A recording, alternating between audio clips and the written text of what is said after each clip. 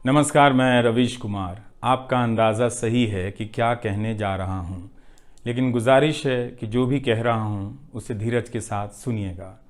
भारत की पत्रकारिता में स्वर्ण युग तो कभी था भी नहीं, लेकिन आज के दौर की तरह भस्म युग भी नहीं था।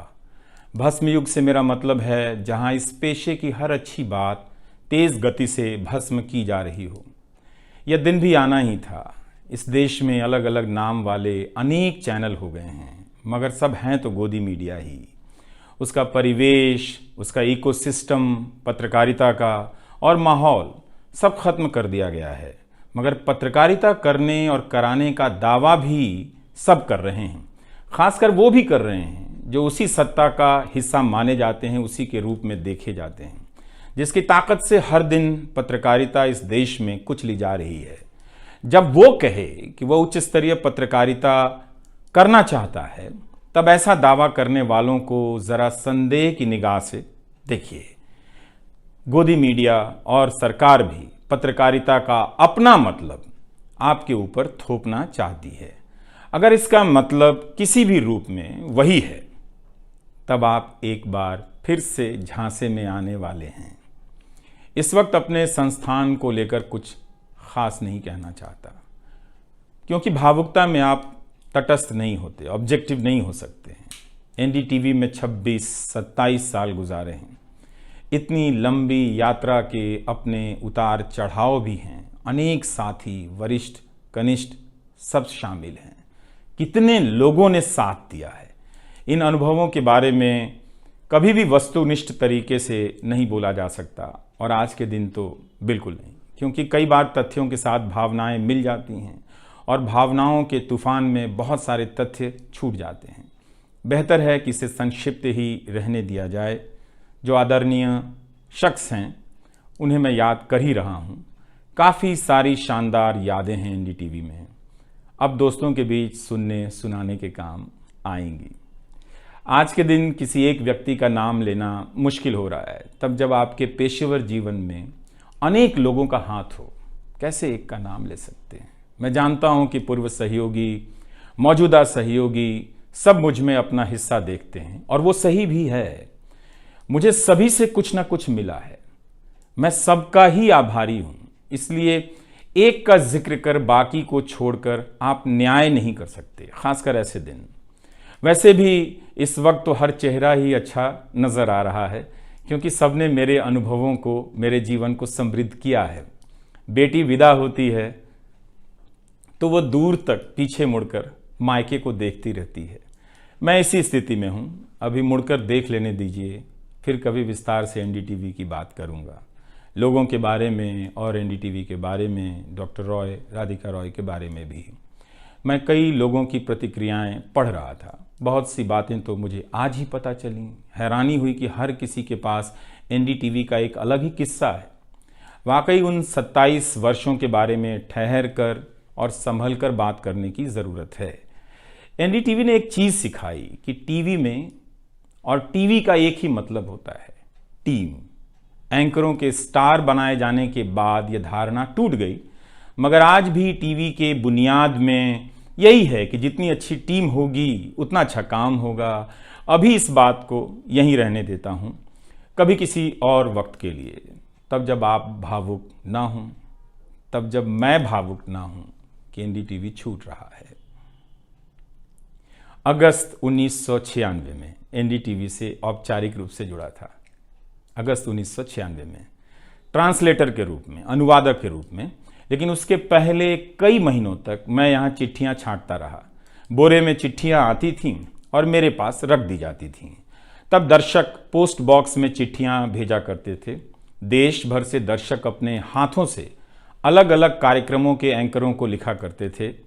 इन्हें पढ़ते हुए मैंने टीवी के कार्यक्रमों के आसपास दर्शकों को बनता देख रहा था। मेरा काम था उनकी बारीक नज़र से लिखी गई चिट्ठियों पर रिपोर्ट बनाना और एंकरों या कार्यक्रम के प्रोड्यूसर को सौंप देना। दिहाड़ी का काम था, उसी के हिसाब से मजदूरी मिलती थी, पैसे मिलते थे। मेरी ज़िंदगी में यह काम आज भी जारी है।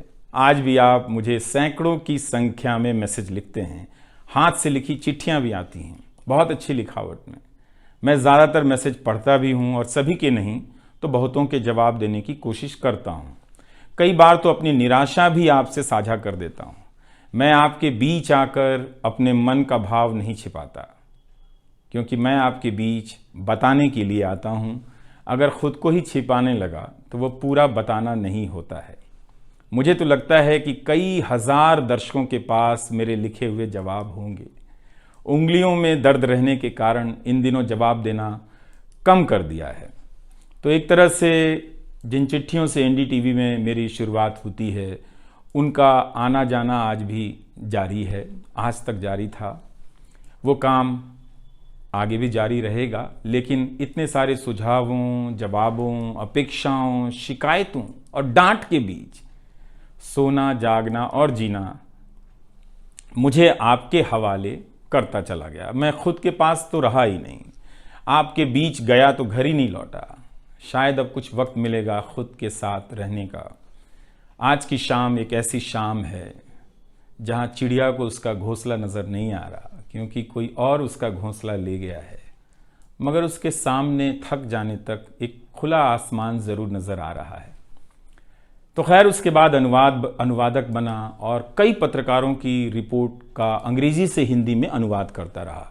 इसके बाद मैं रिपोर्टर बन गया और फिर मेरी दैनिक रिपोर्ट की अलग यात्रा शुरू होती है। रवीश की रिपोर्ट से काफ़ी कुछ सीखने को मिला। तो इस तरह से ये एनडीटीवी में ही संभव हुआ कि एक चिट्ठी छांटने वाला इसके एक चैनल का ग्रुप एडिटर समूह संपादक बनता है और आज उसे छोड़ रहा है, इस्तीफा दे रहा है।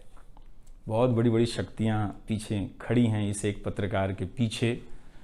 तो स्वाभाविक है कि ये नौबत आनी थी, इसका अंदाज़ा मुझे पहले भी था, लेकिन जिस दिन आता है उस दिन अच्छा तो नहीं लगता है।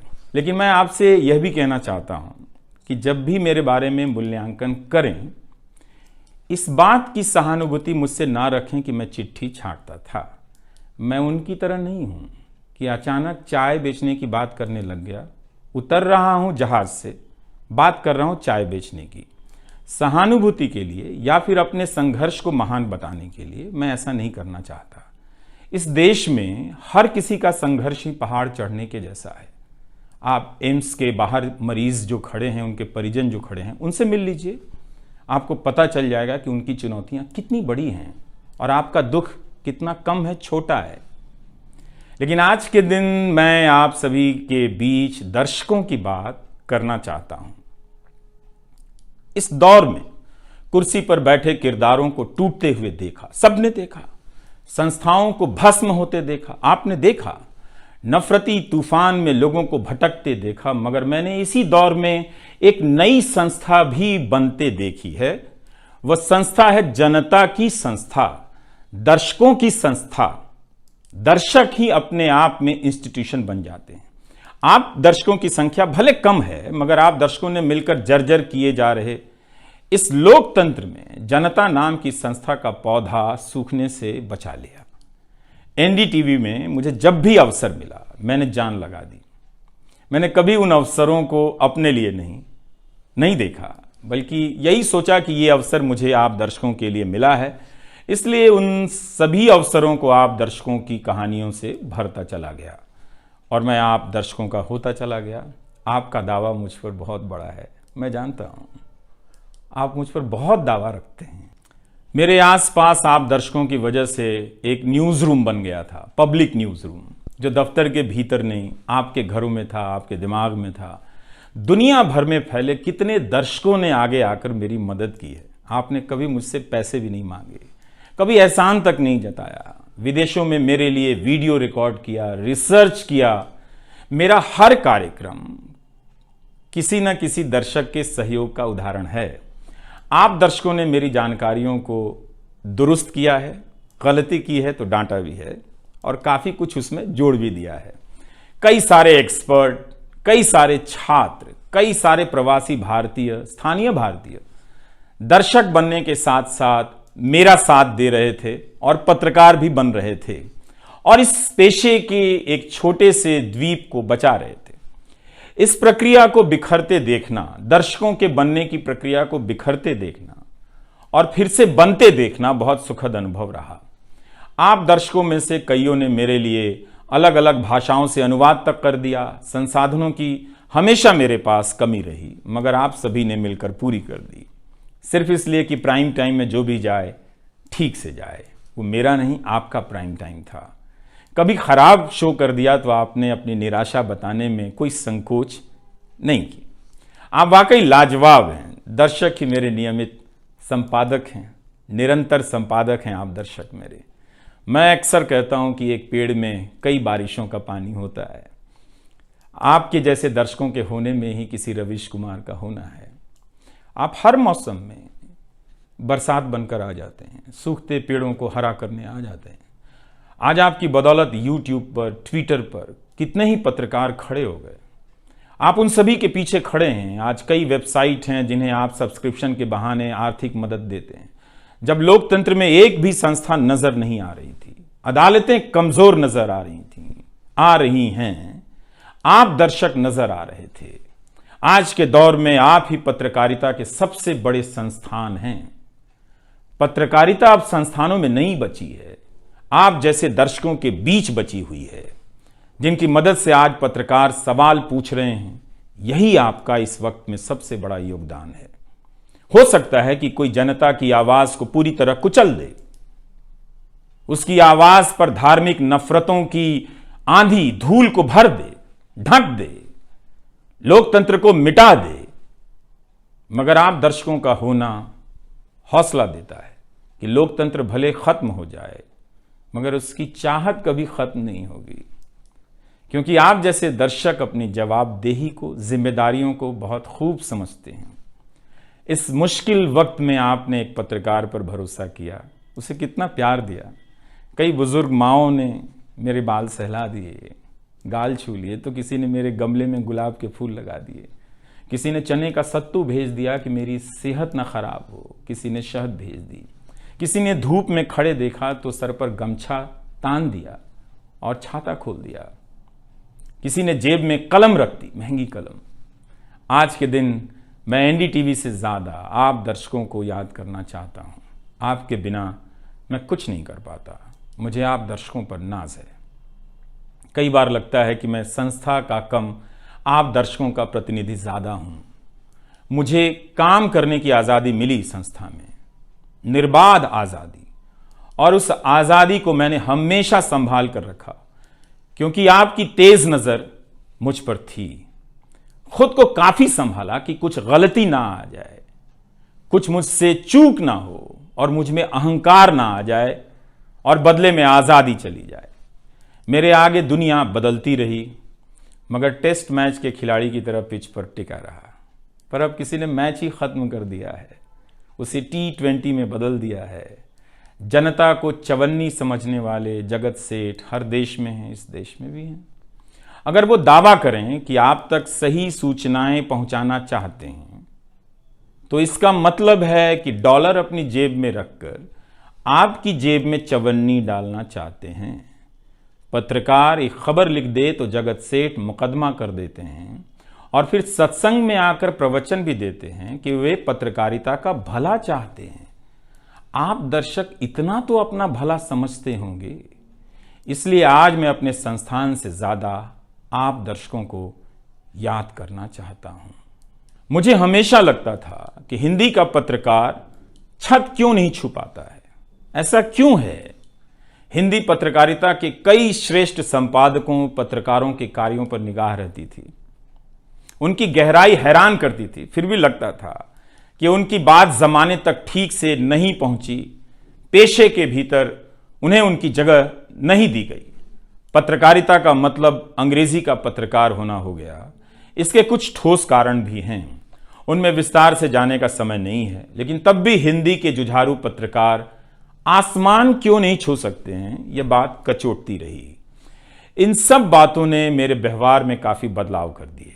भाषा को संयमित किया, मर्यादित किया, ताकि हिंदी का प्रभाव कम ना हो। बहुत सजगता से अपना काम इस तरह से किया कि लोगों को, देश के किसी भी हिस्से के लोगों को मेरी हिंदी से प्यार हो जाए। मेरी मातृभाषा हिंदी नहीं है, भोजपुरी है। भोजपुरी गांव है मेरे लिए। हिंदी मेरे लिए भाषा का वो शहर है, पहला शहर, जहां मैं गांव से शहर आया था, लेकिन मुझे भारत के हर राज्य के दर्शकों से प्यार मिला है। हिंदी प्रदेशों की कुंठित राजनीति ने हिंदी को हथियार बना दिया। इससे हुआ कुछ नहीं, हिंदी को लेकर कुंठाएं ही बढ़ती चली गईं, किसी का भला नहीं हुआ। मैं उन सभी गैर हिंदी भाषी पत्रकारों, सामाजिक कार्यकर्ताओं, विद्वानों का शुक्रिया अदा करना चाहता हूं, जिन्होंने मेरी हिंदी को समृद्ध किया, जिन्होंने मेरे लिखे हुए का अपनी भाषा में अनुवाद किया और अपनी भाषा में लिखी हुई जानकारियों का मेरे लिए अनुवाद कर दिया मुफ्त में। कई बार लगता था कि अलग अलग डिब्बे जुड़ते जा रहे हैं और रेल बनती जा रही है। उर्दू, मलयालम, तमिल, कन्नड़ा, पंजाबी, गुजराती, मारवाड़ी, बंगाली, मराठी भाषा के पत्रकारों ने कितना कुछ जोड़ा है। यह बात कहीं हिंदी बनाम अंग्रेजी की तरफ ना मुड़ जाए, इसलिए कहना जरूरी है कि अंग्रेजी भाषा में लिखने वाले विद्वानों और पत्रकारों ने मेरी खुलकर मदद की है, मेरे साथ बराबरी का व्यवहार किया। जो नहीं कर सके, ऐसे हैं, उनका क्या हिसाब करना, उनका क्या रोना, मगर जो बराबरी के साथ पेश आते रहे, उनका आभार व्यक्त करना चाहिए। उन सभी ने अपना श्रेष्ठ मुझसे साझा किया, किताबें दी, अवसर बताए, मेरे लेख का अनुवाद तक कर दिया, ज्यादा लोगों तक पहुंचा दिया। मेरे जीवन में इतिहास के मेरे शिक्षकों का बहुत योगदान है। मेरे शिक्षक मेरी जान है। मैं चाहता हूं कि आप मेरे जरिए मेरे पीछे खड़े अनगिनत लोगों के बारे में जानें, उन्हें भी देखें। और दोस्तों को कौन भूल सकता है, बहुत अच्छे अच्छे दोस्त मिले, कम मिले लेकिन मिले। आप जनता के बीच जाने के तमाम अवसर मेरे लिए बहुत खास हैं। तमाम आंदोलनों को कवर करने गया, आपके बीच जाते ही जो चीज खास नजर आती थी वो है एक पत्रकार के प्रति आपका विश्वास, आपकी समझ। आप लोगों से मैं घिर जाता था। आपके भीतर कितना कुछ बहने लग जाता था, जिसे एक राज्य को सुनना चाहिए, जिसे सुनाने के लिए पत्रकार से अच्छा कोई जरिया नहीं। मुझे आपके बीच आकर हमेशा लगा कि आप सरकार को कैसे देखते हैं, और मैं उस नजर से सरकार को देखने लगा। इसी का भरोसा है कि आपकी सक्रियता में ही भारत का लोकतंत्र धड़कता है। शाहीन बाग और किसान आंदोलन की जिद में मुझे सूरज की रोशनी दिखाई देती है। आपको जनता बनते हुए देखा है। मेरा विश्वास गहरा होता चला है कि तंत्र भले खत्म हो जाए, लेकिन जनता के बीच जन बचा हुआ है। एक दिन यही जन आज से बेहतर तंत्र बना लेगा। आज कुछ लोगों को यकीन हो गया है कि सारा तंत्र उनके कब्जे में है। अब जन का कोई मोल नहीं। मीडिया को खत्म कर विपक्ष और जनता को खत्म किया जा चुका है। ऐसा सही भी है, मगर यही शाश्वत नहीं है। एक ना एक दिन जब लोग अपनी नफरतों से जर्जर हो जाएंगे, उनकी नफरतें उनके शरीर से दरकने लग जाएंगी, तब उन्हें किसी नई जमीन की तलाश होगी, किसी पत्रकार की याद आएगी। नफरत की गुलामी से बाहर आने का रास्ता आप ही बनाएंगे, आपको ही बनाना है। एनडीटीवी में मैंने लिखना, बोलना सीखा, दिखना सीखा, अच्छे कपड़े पहनना सीखा, टाई पहननी सीखी। बस केवल डांस नहीं आया, क्योंकि काम से वक्त ही नहीं मिला। आप सीख लीजिएगा। आज के दिन मैं अपनी महिला सहयोगियों को खास तौर से याद करना चाहता हूं। काम के प्रति ईमानदारी, टिक कर काम करना और पेशे की नैतिकता की समझ मुझे अपनी महिला सहयोगियों से मिली है, और मैंने उनसे चुरा भी ली है। उनसे मेरी सामाजिक और नैतिक समझ बहुत बेहतर हुई। मेरी इस यात्रा में बहुत सी समझदार औरतें और लड़कियों के अनुभव शामिल हैं। मेरी जीवन साथी का भी, मेरी बेटियों का भी, मेरे सास ससुर ने बहुत साथ दिया ताकि मैं बाहर जाकर रिपोर्ट कर सकूं। मेरी माँ, मेरी भाभी, मेरे परिवार के सदस्यों ने भी। ठठेरे की तरह सब ने पीट पीट कर पीतल से बर्तन बना दिया। ये मैं इसलिए भी रेखांकित कर रहा हूँ कि पत्रकारिता के पेशे में मर्द ही नहीं, मर्दवादियों का कब्जा है। उनकी आक्रामकता के बीच कई बार दम घुटता था। इतनी आक्रामकता के बीच आप रचनात्मक हो ही नहीं सकते, संवेदनशीलता आ ही नहीं सकती। इस पेशे में तमाम महिला सहयोगियों ने मुझे मर्दों की आक्रामकता से बचा लिया। अगर आप इस पेशे में आ रहे हैं, विद्यार्थी हैं, तो हमेशा अपनी महिला सहयोगियों के साथ सलीके से पेश आइए, उनकी काबिलियत को स्वीकार कीजिए, तारीफ कीजिए। प्राइम टाइम के वक्त अक्सर कहा करता था, मुझे काम करने दो, 9 बजे ही बजते हैं। सुबह उठते ही मेरे दिमाग में रात के 9 बजने लग जाते थे। मैं टाइप करने लग जाता था, रोज़ 5000, 6000, 7000 शब्दों की टाइपिंग। अब शायद 9 ना बजे, प्राइम टाइम ना हो। मुझे पता नहीं था, पता नहीं है कि अब 9 बजे क्या करूँगा।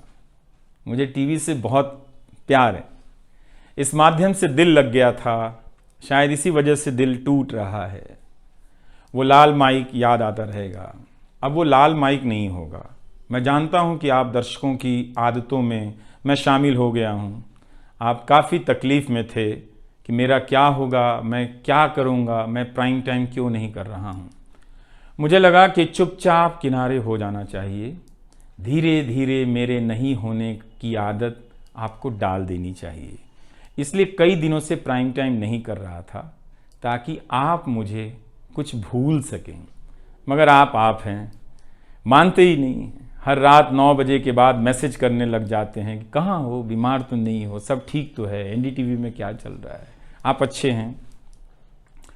तो भारत का मीडिया स्पेस बदल चुका है। उन हजारों युवाओं की सोचिए जो पढ़ाई पत्रकारिता की कर रहे हैं, लाखों रुपए लगा रहे हैं, मगर उन्हें काम दलाली का करना पड़ेगा, क्योंकि इसके लिए अब कोई सांस्थानिक जगह नहीं बची है।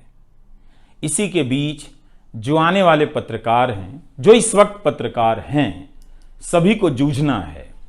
कोई घुट रहा है तो कोई इस पेशे को छोड़ रहा है। कई लोग कहते हैं कि नौकरी की मजबूरी के अलावा पत्रकार बनने की कोई दूसरी शर्त नजर नहीं आती, कोई उत्साह नहीं है। यहां तो जस्टिस तक कह रहे हैं कि जमानत देने पर जजों को टारगेट किए जाने का डर लगता है। जब जज को ही डर लगता है, तब फिर इस दौर में यह बोलना भी गुनाह है कि मुझे डर नहीं लगता है। एक डरा हुआ पत्रकार मरा हुआ नागरिक पैदा करता है। इसलिए बोला कीजिए कि हमें डर नहीं लगता है। आप उस देश के नागरिक हैं जिसने नंगे पांव ब्रिटिश साम्राज्य को घुटने पर झुका दिया। कोई कारण नहीं कि मैं आप पर भरोसा ना करूं कि एक दिन आप गोदी मीडिया की इस गुलामी से बाहर आएंगे। आप हमेशा इस गुलामी में नहीं रह सकते। इसकी गुलामी से आपको लड़ना ही पड़ेगा। यह सबकी लड़ाई है। इस लड़ाई के बिना आप दुनिया में सर उठाकर नहीं चल सकते। आपकी यही पहचान होगी कि आजाद देश के गोदी मीडिया के गुलाम हैं। इसके खतरे की गंभीरता को समझिए। कानून की आड़ में अब अधिकार कुचले जा रहे हैं, अभिव्यक्तियों को रौंदा जा रहा है, ताकि सारे अवैध काम वैध नजर आए। इस समय मेरे रास्ते निश्चित नहीं हैं, निश्चित हैं तो सिर्फ हौसला है। उसका भी क्या भरोसा, कभी आसमान में होता है, कभी पाताल में। एक YouTube चैनल बनाया है रवीश कुमार ऑफिशियल, और फेसबुक पेज भी है रवीश का पेज। इसे सब्सक्राइब कीजिएगा। अब मैं YouTube पर ही नज़र आऊँगा, एनडीटीवी इंडिया पर नहीं। किसी संस्था के साथ मर्यादाएं बहुत अलग होती हैं, फ्रीलांस और आज़ाद जीवन की अलग। लेकिन इस बार परिवार के साथ थोड़ा वक्त बिताना चाहता हूँ, जीना चाहता हूँ। मैंने इस्तीफ़ा दे दिया है। नमस्कार, मैं रवीश कुमार अब आपको उस चैनल पर सुनाई नहीं देगा। नमस्कार, मैं रवीश कुमार।